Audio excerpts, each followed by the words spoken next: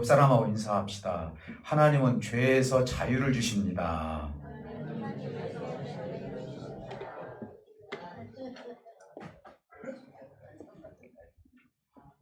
할렐루야. 네, 감사합니다. 오늘도 이렇게 날씨가 너무 좋죠. 밖에 나가서 또 야유도 가고 싶고 여행도 하고 싶고 하는 그런 충동도 있을 거예요. 그런데 또 오늘 이 시간에 하나님을 찾아서 하나님의 말씀을 우리가 함께 나눌 수 있다는 것에 대해서 너무나 감사하고, 저도 여러분 만나서 행복합니다. 여러분 얼굴을 보니까 마침 하나님을 본 것 같습니다. 감사하고요. 근데 오늘 제목이 고발이라는 얘기가 나와요. 참 우리가 이 고발이라는 것은 용어 자체가 참 부담스럽잖아요. 우리가 고소 고발을 한다. 그것은 내가 가지고 있는 어떤 풀리지 않는 문제를 풀기 위해서 고소 고발을 하거든요. 그런데 하나님이 우리 사람을 향해서 고소 고발을 했어요, 지금. 이 말은 뭔 말이냐면은 너의 본 모습이 어떤 모습인지를 내가 너에게 알려주겠다. 사실은요, 제가 책도 읽고 많은 그 사람들하고 대화도 나누고 경험도 쌓고 그렇지만은요, 제일로 모르는 것이 하나가 있어요. 뭘까요? 나예요, 나. 여러분도 그렇지 않나? 나만 그런가요, 혹시? 나를 모르겠어요. 어떨 때는 화가 나고, 어떨 때는 막 좋고, 어떨 때는 선한 마음 갖고, 어떨 때는 막 베풀고 싶고, 막 이 모든 것들이 내 안에서 다 움직여. 한 입에서 좋은 말도 나오고, 나쁜 말도 나오고, 생각도 좋은 생각 나왔다가, 나쁜 생각 나왔다가, 어쩌면은 이렇게 나라는 존재가 이렇게 다양성을 가지고 있는가. 여러분들은 아마 안 그런 것 같아요. 왜 그러냐면은 나에 대해서 너무나 호의를 가지고 있는 것 같아요. 근데 안 그래요? 근데 저는 아주 단정 짓고 저를 한번 바라보면은 참 이해되지 않는 사람의 생각과 마음이 내 속에서 꿈틀거리고 있구나라는 것을 알 수가 있어요. 그래서 제일로 힘든 게 자기 자신을 이기는 것이 제일 힘들대요. 그렇잖아요. 그래서 자기 자신에 대해서는 뭐 다홍을 하고 내가 이렇게 해야 되겠다 본능적으로 움직이기도 하고, 그래서 내가 내 자신한테 질 때가 너무너무 많아요. 남에게 지는 것보다도 나에게 지는 것이 너무나 많을 때가 있다는 것이죠. 지난주에 우리가 죄의 문제에 대해서 말씀을 나누면서 첫 번째 아담이 와서 우리에게는 죄를 우리에게 허락해 줬다면은 두 번째 아담이신 예수님은 이 땅에 오셔서 우리의 죄의 문제를 해결해 주셨다. 이걸 제가 말씀을 드리면서 은혜를 받았어요.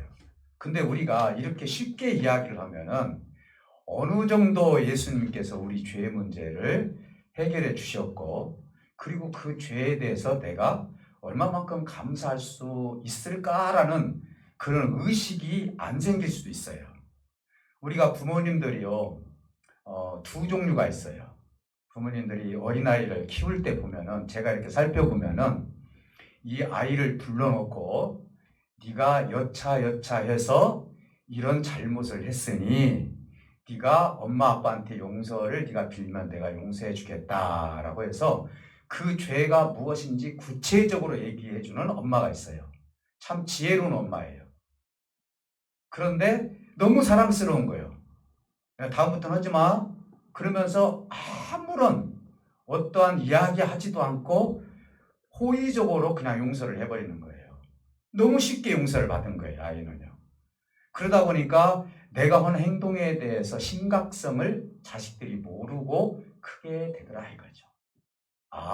우리 어머니 아버지가 이러한 죄를 나한테 얘기해 주셨어. 이것이 얼마나 잘못된 것인지를 분명하고 확실하게 나한테 얘기를 해 주셨어. 그러면은 이거에 대한 개념을 내가 가질 수가 있는 거거든요. 그런데 우리는 무조건 사랑이라고 해가지고 죄를 용서해 주는 경향이 있어요. 우리 하나님도 무조건 용서하시는 것이 아니에요. 다윗이 회개를 할 때 아주 구체적으로 회개를 했어요. 다윗은 어느 정도 회개를 했느냐면은 눈물이 침상에 젖도록 회개를 했다 했어요. 자기의 죄가 무엇인지를 아니까. 또 하나는 이런 사건이 있었죠. 다윗이 누구에게 고난을 받았냐면은 사울 왕에게 고난을 받았어요. 그러니까 사울이 자기를 쫓아다니고 내가 아무런 죄가 없는데 혹시 여러분 누가 쫓아다니고 나를 죽이려고 하고 나를 헐뜯고 그러면은 여러분 거기서 어떻게 사랑이 나올 수가 있어요? 얼마나 힘들겠어요? 너무너무 힘든 거예요. 근데 사울이 다윗을 죽이려고 이제 다윗이 있는 곳으로 오다가 굴 속으로 다윗이 피해 있는 굴 속으로 사울이 돌아가지고 용변을 보는 시간이 있었는데 그때 다윗의 신복들이 뭐라고 얘기하는 거니? 이게 하나님이 주신 기회입니다. 그러니까 사울 왕을 칼로 쳐서 죽이십시다. 무기도 다 내려놓지 않았습니까? 그럼 이 시간이 얼마나 하나님이 주신 좋은 기회입니까? 여기에서 성군 다윗은요 고민을 하게 된 거예요. 아 진짜 이게 하나님이 주신 기회인가? 내가 저 사울 왕을 죽이면 내 문제가 다 풀어지는데 아마 여러 가지 갈등이 순식간에 아마 이루어졌을 거예요. 그런데 다윗은 그렇게 하지 아니하고 천천히 사울 왕이 있는 곳에 가서 벗어놓은 옷자락을 찢어왔어요. 그리고 나서 사울 왕이 나가서 이제 어느 정도 있을 때 먼 곳에 떨어졌을 때 다윗이 소리를 지르면서 사울 왕에게 얘기합니다. 왕이시 어찌하여서 나를 죽이려 합니까? 나는 당신을 죽일 수 있는 기회가 있었습니다. 그럼에도 불구하고 나는 당신을 죽이지 않았는데 당신은 어찌하여 나를 죽일 수 있습니까? 그 증거가 내가 지금 당신이 굴 속에 있었을 때 옷자락을 내가 찢어왔습니다. 한번 보십시오. 그러면서 옷자락을 보여주는 거예요. 참 우리가 봤을 때는 참 정직한 행동 같고 선한 행동 같지만 다윗은 이거에 대해서조차도 자유스럽지 못했어요. 하나님, 내가 사울 왕의 옷자락을 찢은 것은 그냥 찢은 것이 아니라 내 속에 여전히 사울을 미워하는 마음이 있었기 때문에 내가 그 옷자락을 찢어왔습니다. 하나님 용서해 주세요. 저 사울 왕도 하나님께서 세워주신 종인데 내가 어찌 사울 왕의 그 옷자락을 찢어서 내 마음에서 이미 사울 왕을 죽였습니다 라고 이런 식으로 고백을 하는 거예요. 비록 죽이지는 않았지만 그러니까 우리가 생각할 때는 나는 남에게 죄를 안 지면 끝이야 이게 아니라는 거예요.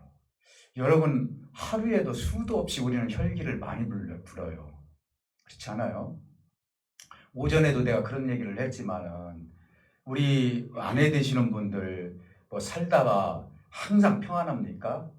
그러다 보면은 물컵을 딸든지 밥을 드리든지 하다 보면은요 유난히 그날따라 밥그릇 소리가 큰 날이 있어요. 화는 안 냈어 사실은 지금 보기에는. 근데 내 마음에는 여전히 미운 거예요. 하나님은 이것까지도 지금 지적을 하시는 거예요. 네 속에 미워하는 마음이 있기 때문에 이 행동이 나온다는 것이죠. 하나님이 오늘 로마서를 통하여서요 우리에게 주시는 메시지는 뭐냐면은 인간이 가지고 있는 죄에 대해서 얼마나 완악한 죄를 가지고 있는지 그 죄에 대해서 고발을 하는 거예요. 이게 지금. 그러면 하나님께서 우리에게 죄를 고발하는 이유는 너희들은 구제에 불능한 인간이다 이렇게 하기 위해서 하나님이 고발한 게 아니에요. 인간은 스스로 그 죄에서 나올 수 없는 존재라는 것을 하나님께서 아신 거예요. 마침 부모가 자식한테 이것이 잘못됐다라고 하면서 너그러운 마음을 가지고 용서해 주시는 것처럼 하나님께서도 너 스스로는 이 죄의 문제를 해결할 수 없기 때문에 너희들이 가지고 있는 이 죄의 심각성이 어느 정도인지는 알고 그리고 두 번째 아담이신 예수님께서 십자가에서 죽기까지 어떻게 너희를 용서해 주셨는지를 너희들이 그것을 알기를 원한다. 우리는 너무나 하나님께서 죄를 쉽게 용서하시는 것처럼 생각할 때가 많아요. 그래서 우리는 그 죄에 대한 심각성을 모를 때가 많이 있다는 거예요. 사실은 하나님께서 인간이 가지고 있는 5가지에 대해서 여기는 여러 가지로 복잡하게 써 있지만은 5가지를 제가 요약을 해서 여러분들에게 한번 말씀을 드리려고 합니다. 자, 하나는 뭐냐? 하나님이 우리에게 지적한 내용이 사람들은 모두 죄 아래에 있다라는 거예요. 목사인 저나 여러분들이나 실질적으로 다 어디 아래 있다고요? 죄 아래 있다는 거예요. 죄를 벗어날 수 있는 인간은 이 땅에 한 명도 없다라는 것을 하나님이 말씀하고 계시는 거예요. 자, 이 말씀은 뭐냐? 하나님께서 인간을 호들게 꾸짖어 가지고 우리의 귀를 죽이려고 하는 것이 아니라 인간이 가지고 있는 너희의 그 본성이 어떤 본성인지를 우리 하나님께서 우리에게 지적해주고 있는 거예요. 이걸 지적해줌으로 말미암아 인간 스스로 열등의식을 갖게 하려고 하나님께서 지적한 게 아니에요. 아, 나는 이제 더 이상 인간으로서 숭고한 삶을 살기는 틀렸구나. 너는 죄성을 가지고 있기 때문에 이런 절망적인 생각을 주려고 너희가 죄 아래 있다라고 하나님은 그렇게 우리에게 지적을 하지 않았다는 것입니다. 우리 자신이 누군가의 도움을 받지 않으면은 죄에서 자유를 누릴 수 없다는 것을 인식시켜 주려고 하나님은 인간은 모두가 죄 아래 있다라는 것을 하나님께서 말씀하고 있다는 것입니다. 사랑하는 성도 여러분, 우리 하나님은 우리에게 소망을 주시기를 원합니다. 이 문제를 통해서 예수님과 올바른 관계를 통해서 너의 죄의 문제를 어떻게 해결해 가면서 살아야 될지에 대해서 우리 하나님은 우리의 죄성을 보여주시면서 예수 그리스도를 의지하라는 그 마음을 가지고 우리에게 죄를 지적해 주고 있어요. 그렇기 때문에 우리는 죄를 결코 경시해서는 안 된다는 거예요. 우리 믿는 사람들이요, 여러분 아마 알 거예요. 하나님에 대해서 예민한 시기가 있어요, 여러분들이. 그러면 내가 기도하고 예배도 드리고 그리고 신앙생활을 하다 보면은요, 그때는 유난히 죄에 대해서 예민해져요. 그런데 내가 하나님에 대해서 조금 등하시하고 세상에 약간 내가 빠져 있었을 때는요, 죄에 대해서 예민하지가 않는 거예요. 우리는 조금만 누구하고 다퉜다거나 내가 무슨 말을 잘못했다거나 이랬을 때는 금방 내가 알아채려요. 왜 그러죠? 예민해 있기 때문이에요. 하나님이 싫어하는 것을 내가 또 이렇게 하는구나라는 그 의식을 내가 가지고 있기 때문에 그래요. 그런데 하나님을 믿다가도 내가 세상으로 내 마음이 돌아가게 되면은 죄에 대해서 무감각할 때가 있다 이거예요. 에이, 이쯤이야. 이것쯤이야. 우리 바늘도둑이 소도둑된다는 말이 있거든요. 이게 참 일리가 있는 것 같아요. 우리가요, 어린 아이들을 부모님들이 혼낼 때 에이, 저 정도는 뭐 할만해. 이게 아니라 제대로 이 아이를 키우려면 어때요? 그 작은 죄라도 경시해서는 안 되는 거예요. 예를 들어서 자식이 아빠에 대해서 무시하는 말을 했어요. 에이, 그냥 내가 그냥 가볍게 봐줘야지. 뭐 그럴 수도 있죠. 귀엽다? 이렇게 하는 것이 아니거든요. 이 부분에 대해서는 분명하고 확실하게 지적을 해줌으로 말미암아 이 죄가 아무리 작은 걸 할지라도 경시해서는 안 된다는 것을 어렸을 때부터 가르쳐 줄 때 이 아이들은 크면서 정직하게 크고요. 그리고 죄에 대해서 하나님 앞에 올바르게 신앙생활을 할 수 있도록 그 죄를 다 버리면서 깨끗한 삶을 살아갈 수 있도록 하나님을 향해서 갈 수 있는 신앙이 되는 거예요. 믿습니까? 그러니까 우리는 아무리 작은 죄라도 하나님 앞에 내가 이 마음을 가지고 마침 옷자락을 찢었던 다윗처럼 어떻게 보면 그게 뭐가 잘못됐어요. 살려줬잖아요. 죽일 수도 있는 시간 아니에요. 당신이 뭘 잘못했어요. 얼마든지 주변에서는 그렇게 이야기할 수 있지만은 다윗 자신은 내가 사울의 옷자락을 찢은 것은 이미 내가 그를 죽이고 싶은 마음이 있었기 때문에 찢었다는 것이죠. 스스로가 아는 거예요. 사랑하는 성도 여러분, 오늘 우리는 죄를 결코 경시해서는 안 되고 우리가 이 죄 때문에 좌절하거나 내가 연민에 빠져버린다거나 절망한다거나 그리고 나는 내 스스로가 포기하면서 나는 정말로 구제불능의 사람이다 라고 생각하면서 살으라고 하나님께서 이 죄를 우리에게 말씀해 주신 것이 아니라는 것이죠.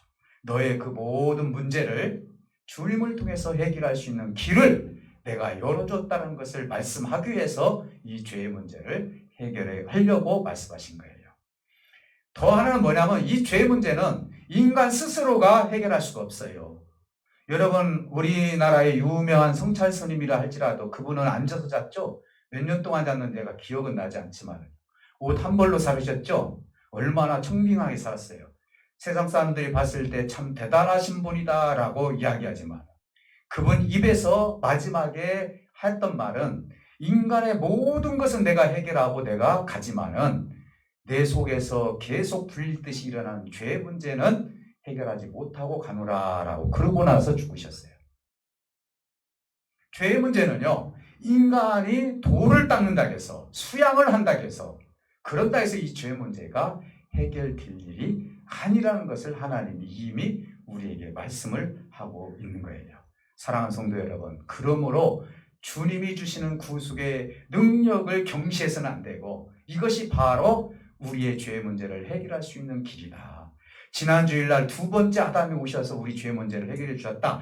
간단하게 우리가 생각할 문제가 아니라 얼마나 인간이 가지고 있는 심각한 죄의 문제를 주님께서 해결해 주셨는지, 우리 부모님이 얼마나 내가 심각한 죄를 졌는데 그걸 용서해 주었는지, 이걸 우리가 깨달을 때 하나님 앞에 더 하나님의 은총과 감사가 더 커질 수밖에 없다는 사실을 믿으시기를 주님으로 축복해 드립니다. 사랑하는 성도 여러분, 하나는 또 뭐냐? 죄진 본성에 대한 고발입니다. 우리가 가지고 있는 본성 6가지를 오늘 본문에서는 고발을 하고 있어요. 너희들은 어떤 마음을 가지고 있는지 하나하나 6가지를 간단하게 제가 말씀을 드립니다. 그건 뭐냐? 인간 본성은 불의한 마음을 가지고 있다는 거예요. 어느 누구든지 의로운 마음을 가질 수가 없다는 거예요. 하나라도 우리는 불의한 마음을 가졌다. 왜 그러냐? 주님은 이렇게 말합니다. 의인은 하나도 없도다 라고 얘기했어요. 오로지 우리가 의인이 된 것은 하나님이 예수님을 믿었기 때문에 나를 의인이라고 하지, 예수님이 없이 이 세상에 의인이 하나도 없도다라고 주님께서 말씀해 주셨기 때문에. 세상에 옳은 사람이 어디 있냐 이 말이에요. 다 어딘가 모르게 단점이 있고 불의한 마음이 있다는 거. 우리의 생각과 우리의 말과 우리의 행동과 이 모든 것들은요, 불의한 것들이 나도 모르게 내 속에서 물밀듯이 올라올 수 있다는 거예요. 여러분 스스로가 아마 알 수 있을 거예요. 또 하나는 뭐냐? 인간의 본성 속에는요, 무지함이 있다는 거예요. 저는 가끔 생각을 해보면은, 야, 저 사람은 별것을 다 하네. 저 사람은 책을 많이 읽어서 정말 대단한 사람이네. 우리는 그렇게 부러워할 때가 있어요. 그렇지 않아요. 제가 아는 목사님 한 분이 책을 얼마나 많이 읽었는지요. 아파트 하나를 더 사서 거기다 책을 꽉꽉 채워 넣었어요. 근데 마지막 그 목사님의 결론이 뭐냐? 책을 버리게 만들었다는 거예요. 어떻게? 내가 예수님을 더 깊이 안 뒤로부터는 이 책이 아무런 소용이 없다는 것을 하나님이 나를 깨닫게 했습니다. 가셔서 좋은 책 있으시면 목사님들 다 가져가세요. 이런 적이 있었어요. 그분하고 같이 책을 한번 나눠본 적이 있었거든요. 참 훌륭하신 분이죠. 그런데 마지막으로는 그 얘기를 하시더라고요. 아무리 인간이 쓴 책이라 할지라도 예수님을 내가 더 깊이 안 뒤로부터는 이 책보다도 예수님의 그 깊이와 넓이와 예수님이 나에게 말씀하시는 그 지혜는 이루 말할 수 없는 나에게 환희감을 주었고, 그리고 극도로 나에게 기쁨을 주었다 라고 하면서 정말 그분이 깨달았는데, 그분이 깨달은 하나님을 우리도 깨닫고 싶지만은 그분 스스로가 예수님에 대해서 깨달았으니까 참 부럽더라고요. 그런 부분에 대해서. 사랑하는 성도 여러분, 우리가 무지하다는 거예요. 단 한 사람도 만물의 근원이 어떻게 되는지에 대해서 아는 사람이 있냐 이 말이에요. 만물의 목적이 무엇인지를 어떻게 아냐 이 말이에요. 운명이 어떻게 되는지 우리는 성경을 통해서 우리 하나님이 알려주시는 한도에서는 목적과 근원과 이 세상이 어떻게 될지는 알 수 있지만은 그 깊이를 완전히 알 수 있는 인간은 이 세상에 한 사람도 없다라고 성경은 말씀하고 있어요. 그게 디모데후서 3장 7절에 뭐라고 말씀하셨느냐? 인간은 항상 배우나 진리의 지식에 이를 수 없도다라고 말씀하셨어요. 완전한 진리와 지식에 이를 수 없는 것이 인간이라는 거예요. 사도 바울 선생님도 그랬죠. 내가 밖에 있었는지 안에 있었는지 모르겠다. 그러나 내가 지금은 거울처럼 희미하게 보이지만은 내가 나중에는 하나님을 맞대어서 봤을 때는 그때는 완전 하나님이 누구인지를 그때 내가 깨달을 수 있을 것이다 라고 얘기하고 있어요. 사도 바울 선생님처럼 영적 경험하는 사람이 얼마나 많아요. 그럼에도 불구하고 자기의 진리와 지식이 한도가 있다라고 우리에게 고백을 하고 있었어요. 내가 밖에 있었는지 안에 있었는지조차도 모르고, 그리고 내가 하나님이 거울처럼 희미하게 보이지만은 그때는 내가 완벽하게 하나님을 대면해서 봤을 때는 내가 누구인지를 알고 하나님의 깊이를 내가 알 수 있는 그 은혜를 내가 받을 것이다. 그래서 나는 육신의 장막을 빨리 벗고 싶고 하나님과 대면하고 싶다라고 그 소원을 얘기한 적이 있지 않습니까? 사랑하는 성도 여러분, 또 하나는 뭐냐? 우리는 무관심하고 이기적이라는 거예요. 본능 자체가. 우리 자신에 대해서는 참 관심이 많아요. 그러나 남에 대해서는 무관심하고 이기적인 생각을 우리가 가지고 있다는 거예요. 실질적으로 우리 부모님의, 어머님의 그런 애정은 대단하지 않습니까? 보정은. 우리가 1대1로 봤을 때, 불이 났을 때 뛰어들어갈 수 있는 것은 아버지나 어머니예요. 이웃이 뛰어들어갈 수 없어요. 이건 뭐냐면요, 내 한계가 있다는 거예요. 누구보다도 두 사람 중에 한 사람만 구하쇼라고 하면은 내 자식과 이웃이 있다면은 우리는 십중팔구 내 자식을 구할 수밖에 없는 이기적인 생각을 가질 수밖에 없다는 거예요. 이게 인간이 가지고 있는 한계라는 것이죠. 근데 하나님은 아들을 버리지 않았습니까? 이렇게 놓고 본다면 순간 하나님의 사랑을 우리가 볼 수 있는 거예요. 근데 우리는 그렇지 않다는 거예요. 자신이 하고 싶은 대로 하도록 내버려두는 신을 찾고 있어요. 이 말은 뭔 말이냐? 우리가 신앙생활을 열심히 합니다. 그래서 자기훈련도 하고, 그리고 희생도 하고, 내가 봉사도 하고, 헌신도 하고, 내가 이만큼 하나님 앞에 이 삶을 내가 드렸으니 하나님 나에게 하나님께서 맞춰주시옵소서. 우리는요, 하나님께 내 뜻을 바치는 것보다도 내가 이만큼 헌신하고, 내가 이만큼 봉사하고, 내가 이만큼 시간을 들였고, 내가 이만큼 기도했으니까 그런 나를 맞춰주는 신을 찾고 있다라고 지금 하나님은 지금 이 얘기를 하시는 거예요. 실질적으로 너희들이 나를 찾는 것 같지만 너에게 만족한 신을 지금 너희들이 찾고 있다는 거예요. 그날에 주님이 말씀합니다. 내가 너를 도무지 알지 못하겠다. 아니, 내가 주님의 이름으로 구제하고 주님의 이름으로 안수해서 병도 낫게 하고 복음을 전했는데 왜 아버지께서는 나를 모른다고 하십니까? 이렇게 그 성경에 그렇게 나와 있지 않습니까? 이건 뭡니까? 자기 신을 찾고 있다는 거예요. 우리가 헌신하고 봉사하고 우리가 할 때 하나님의 뜻에 맞춰서 하기보다도 내 뜻에 맞춰서 나 이렇게 했으니까 하나님께서 이렇게 해주셔야 됩니다 라고 생각하는 자기에 맞는 신을 찾고 있는 것이 뭐냐? 하나님에 대해서 무관심하다는 것이죠. 우리가 하나님께서 만약에 이종에게 너 아프리카로 가라 하면은 가야죠. 이게 아버지께 맞춰주는 거예요. 근데 하나님 어떻게 나를 그렇게 가라고 합니까?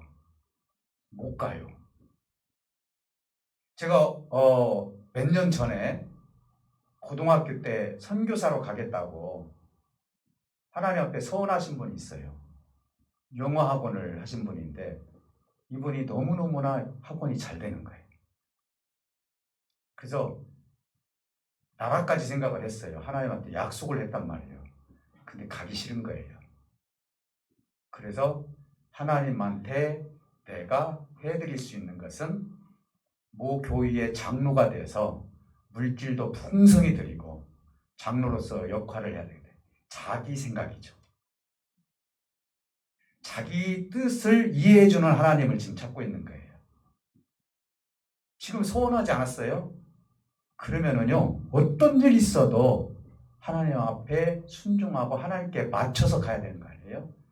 자기한테 관심은 있으나 하나님께는 무관심한 삶을 살았던 거예요. 그건 못 견디더라고요. 지금 어떻게 됐는지 모르겠어요.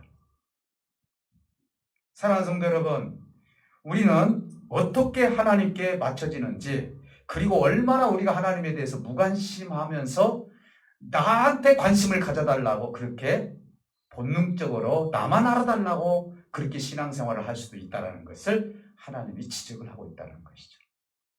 또 하나는 뭐냐? 우리는 치우쳐 있는 삶을 산다는 거예요. 우리는요, 하나님의 말씀에 치우쳐 있다면 얼마나 감사해요. 여러분, 대부분 보면은 누구의 말에 의해서, 누구의 생각에 의해서 나는 치우쳐 있지, 하나님의 움직이지 않는 하나님의 말씀에 치우쳐서 그 말씀대로 따라가는 사람은 드물다라고 성경은 말씀하고 있어요. 여러분들 지금 과연 어디에 치우쳐 있습니까? 나보다도 더 정말 경험이 많고 나를 이끌어줄 수 있는 사람이 뭔 말을 했어요. 하나님의 말씀에 치우쳐야 됩니까? 그 사람의 말에 치우쳐야 됩니까? 우리는 수도 없이 사람의 말에 치우쳐 있을 때가 많이 있다라고 주님은 그렇게 지금 지적을 하고 있는 거예요. 헛된 말에 치우칩니다. 하나님의 말씀보다도.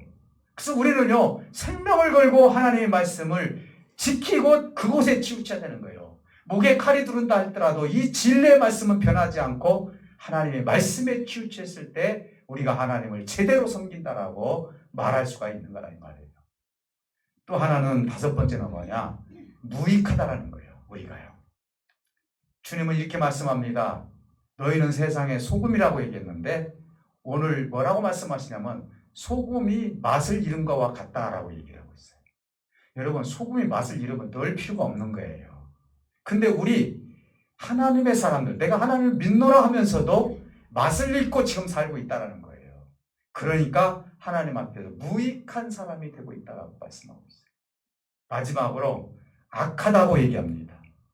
선을 행하는 자는 없나니 하나도 없다고 말씀하고 있어요. 사랑하는 성도 여러분, 우리가 친절을 베풉니다. 온유하게 베풉니다. 은혜롭게 베풉니다. 공의롭게 베풉니다. 누구한테만? 나에게 마음에 맞는 사람에게만. 하나님은 그걸 지적합니다. 악하다라고 얘기해요, 이걸. 하나님은 원수까지 사랑하라고 했고요. 하나님의 형상을 입은 사람들에게 친절을 베풀고 온유하게 대하고 은혜롭게 대하고 공의롭게 대하면서 그곳에서 하나님의 영광을 볼 줄 아는 성도들이 되어야 되는데 선별적으로 우리는 내가 원하는 사람만 사랑하고 내가 원하는 사람만 친절을 베푸는 어리석은 삶을 살고 있는 것이 인간의 본능이라고 우리에게 지적을 해주고 있는 거예요. 죄된 본성, 하나님의 본성으로 바꿔질 때만이 우리가 진정한 구원의 열매를 맺을 수 있다는 것을 알려주기 위해서 우리가 가지고 있는 6가지 본성을 오늘 로마서에서 이야기하고 있어요. 아마 이것만 우리가 얘기를 하면은, 야, 우리가 가지고 있는 것이 이렇게 더럽구나. 이렇게 하나님 앞에 조잡한 삶을 우리가 지금 살고 있구나. 그럼에도 불구하고 우리 같은 이 죄를 위해서 우리 예수님께서 십자가에서 죽어주셨구나 라고 생각을 해보면은 너무나 감사한 생각이 들 수밖에 없는 거예요. 그래서 우리가 보통 이렇게 절규를 합니다. 저도 그렇게 절규를 해요. 하나님, 나 같은 죄인을 용서해 주시다니요. 나 같은 죄인이요. 저 사람 같은 죄인이 아니라니까요. 나 같은 죄인을 주님께서 용서해 주셨습니다. 또 하나는 뭐냐? 우리 무엇을 지적하냐면 혀에 대해서 지적을 합니다. 죄된 혀에 대한 고발을 우리 하나님께서 말씀하시는데 이렇게 말합니다. 그 입은 더럽고 부패하고 그 입을 통해서 남을 속이고 그리고 마음을 찌르며 독이 있고 그 입을 통하여서 저주와 악독이 가득하여서 하나님이 어떤 말들을 하고 있도다. 인간의 본성을 지금 또 얘기를 하고 있는. 또 하나는 뭐냐? 죄된 행위에 대해서 고발을 하고 있습니다. 어떤 행위입니까? 살인하고 있다라고 얘기합니다. 여러분, 구약에서는 사람을 직접 죽여야만이 살인이에요. 근데 신약에 와서는 너가 형제를 미워하면은 이미 너는 살인한 자니라. 그 이유가 뭡니까? 살인하는 동기가 뭐예요? 내 속에서 미움부터 시작이 되기 때문에 하나님은 이것을 지금 지적을 해주신 거예요. 그러니 죄된 행위에 대해서 고발합니다. 그리고 고생을 야기시킵니다. 나에게 마음이 맞지 않는 사람은 고생을 해도 쉴 새 없이 해방하며 다툽니다. 그리고 불경건합니다. 불순하며 혐오스러운 행위를 합니다. 이것이 우리 본성 속에 있는 인간의 모습이라고 하나님이 지적을 해주고 있어요. 마지막으로 5번째 지적해 주는 것이 뭐냐? 율법에 대한 고발이에요. 완전한 율법은요, 하나님을 상징하고 있어요. 여러분, 하나님만이 지킬 수 있는 법이에요. 어떻게 십계명을 지킬 수 있습니까? 어떻게 하나님의 말씀 여러분 다 지켜요? 지킬 수 없다니까요. 이 완벽한 율법은 누구만이 가질 수 있느냐? 하나님만이 가질 수가 있는 거예요. 예수님이 독사의 자식이라고 얘기했던 바리새인들은 율법을 지켜서 구원받을 수 있다라고 얘기했기 때문에 독사의 자식이라고 얘기한 거예요. 너는 왜 너 자신을 속이냐고 얘기를 하고 있는 거예요. 우리 인간은요, 절대로 법을 지킬 수 없다라고 하나님이 말씀하고 있습니다. 그래서 모든 사람은 어디 아래 있다고요? 율법 아래에 있으니 율법에 안 걸리는 사람이 한 사람도 없도다, 이렇게 얘기한 거예요. 율법에 다 걸려요, 저나 여러분들이만. 그래서 우리 예수님이 율법 아래서 죽은 거예요. 믿습니까? 율법 아래서 죽어주신 거예요. 왜? 율법에 다 걸렸기 때문에. 인간은 스스로 율법을 지킬 수 없다는 것을 아시고 우리 주님은 율법 아래서 율법을 지키지 못한 우리 인간들을 위해서 십자가에서 죽어주시고, 그리고 나서 하신 말씀이 나는 율법을 폐하러 온 것이 아니라 율법을 내가 십자가에서 죽음으로 말미암아 율법을 완성시키러 왔노라라고 말씀하고 있는 거예요. 이 율법이 완성된 건 뭐예요? 우리 인간을 이 율법에서 구원해 주신 것이 완성이에요. 믿습니까? 구원해 주신 것이. 그러니 우리 죄성과 우리 본성을 누가 위에서 건져줄 수 있냐 이 말이에요. 사도 바울이 그렇게 절규했던 것처럼 오라 나는 공고한 자도라, 내 이 육체의 공고함에서 누가 나를 건질 수 있으랴. 사도 바울이 그렇게 열심히 전도하고 그렇게 하나님의 일을 했던 사도 바울 선생님도요, 그 속에서 내 속에서 죄가 쑥같이 자라는 것을 보고 하나님 앞에 나는 너무나 공고한 삶을 살고 있습니다. 내 생각이 어쩌면 이렇게 내 본성에서 나쁜 생각만 드는지 모르겠습니다. 솔직히 지금 고백을 하는 거예요. 주님이 없었다면, 주님의 십자가에 공로가 없었다면 나 같은 이 죄인이 어떻게 하나님의 일을 할 수 있으며 하나님으로부터 내가 인정을 받을 수 있는 사람이 될 수 있느냐. 내가 지금 생각하니 나는 너무나 육신의 삶을 사는 자체가 죄가 자꾸 내 속에서 물릴 듯이 일어나니 나는 참 공고합니다. 하나님 이 육체에서 나를 건져 주시옵소서라고 고백했던 것이 사도 바울 선생님이에요. 사랑하는 성도 여러분, 어떤 육체도 율법으로 의롭게 될 사람이 없다라고 말씀합니다. 다시 말씀드리면 사실은 율법을 비춰서 놓고 본다면 하나님 마음에 드는 사람이 이 땅에 한 사람도 없었다라고 이야기하고 있었던 것입니다. 그러면 왜 하나님은 인간의 죄에 대해서 고발을 하시고 우리를 왜 그렇게 하나님의 자녀로 이렇게 우리를 건져 주셨을까? 이걸 우리가 한번 생각해 볼 필요가 있다는 거예요. 인류 가운데 죄의 문제에서 자유스러운 사람은 한 사람도 없어요. 그렇죠? 최초의 아담도 완벽한 사람이었어요. 그리고 이성적으로나 모든 면을 놓고 봤을 때 현재 사는 우리보다도 더 똑똑하고 더 지혜롭고 그런 사람이었어요. 근데 만약에 저와 여러분들이 아담의 자리에 갔다면 우리 역시도 아담처럼 죄를 질 수밖에 없는 나약한 존재라는 것을 우리 스스로가 깨달을 필요가 있다는 것입니다. 이 죄의 문제를 어떻게 보면은요, 첫 번째 아담이 실패했지만은 두 번째 아담이신 우리 예수님이 이 땅에 오셔서 33년 동안 우리를 위해서 태어날 때부터 33년 죽으실 때까지 한 번도 이 땅에 사시면서 죄를 짓지 않는, 율법을 완전히 지키신 완전한 인간으로 살았던 분이 예수님이라는 사실을 믿으시기를 주님으로 축복해 드립니다. 많은 사람들은 어떻게 예수님이 죄를 안 짓고 사느냐? 그러면 십자가는 무효예요. 예수님이 이 땅에 오셔서 죄를 0.1도 안 졌기 때문에 십자가에 대한 죄의 효용, 죄를 사할 수 있는 효험이 거기서 생긴 거예요. 완전한 인간으로서 율법 아래서 죽을 수밖에 없는 우리를 위해서 죽어주셨기 때문에, 대속의 제물로 드려주셨기 때문에 우리를 주님의 이름으로 사주셨고, 그 이름으로 말미암아 하나님의 구원의 백성이 되었다는 사실을 생각만 해도 얼마나 우리 죄성을 생각하면 죽을 수밖에 없는 죄인이지만 주님이 우리를 얼마나 귀하게 여기셨으면 당신이 33년 동안 이 인간의 몸속에서 갇혀 지내시면서 얼마나 고통스러웠을 거예요.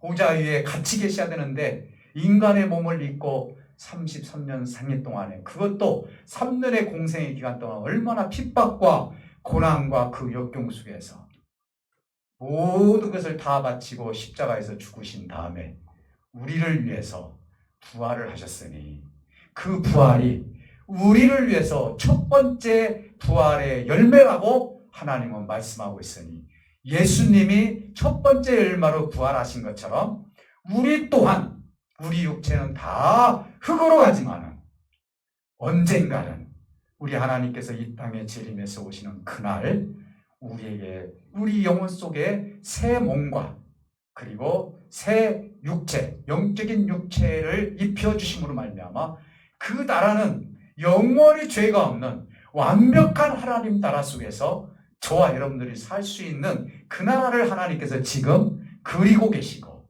그 나라를 지금 계획하고 계시니, 얼마나 우리가 영광스러운 자리에 있는지를 생각한다면 오늘도 두 팔을 벌려서 하나님께 찬송하고 하나님께 영광을 올려드리는 것은 당연한 일이 아니겠습니까? 오늘 여러분 세상 살면서 돈 때문에, 건강 때문에, 문제가 풀리지 않는 것 때문에, 여러분 이것은요 일시적인 것이에요. 사실은 다 풀렸으면 좋겠어요. 저도 그걸 놓고 기도를 해요. 그런데 이것 때문에 하나님을 떠나는 것은 가장 어리석은 일이라는 사실을 여러분 꼭 명심하시고, 하나님의 참된 소망을 가지시고 우리 주님이 왜 나를 위해서 부활해 주셨는지 생각하면서 그날에, 내가 새 몸을 입는 그날에 하나님의 영광의 자리에서 우리 하나님과 맞대면을 하면서 볼 수 있는 그 영광된 자리에 여기 계신 모든 분들이 그 자리에 참여해서 하나님께 찬송을 올려드릴 수 있는 복된 영광의 자리를 기대하면서 오늘 여러분들이 은혜 가운데 살아가시기를 다시 한번 주님의 이름으로 축복해 드립니다. 오늘 우리가 기도할 때 우리 하나님께서 함께 해줄 줄 믿습니다. 하나님, 우리에게 새 몸을 입혀준다고 말씀해 주셨어요. 우리의 모습을 보면은 실망하고 낭망할 수도 있지만 주님이 우리를 위해서 십자가에 죽어주시고 우리의 죄성을 다 용서하시고, 그리고 내가 정말 이 모든 것들을 위해서 더욱더 성숙한 그리스도인으로 성장하기를 원하면서 이제는 내가 하나님의 나라를 그리워하면서 살아갈 수 있는 우리가 되게 달라고, 부활의 첫 열매가 됐던 것처럼 우리들도 부활의 몸을 입고 영광의 나라에 들어갈 때까지 함께 달라고 우리 다 같이 아픈 부위에 또 손을 얹고 기도하시고 소원을 담고 기도합니다. 살아계신 아버지 하나님,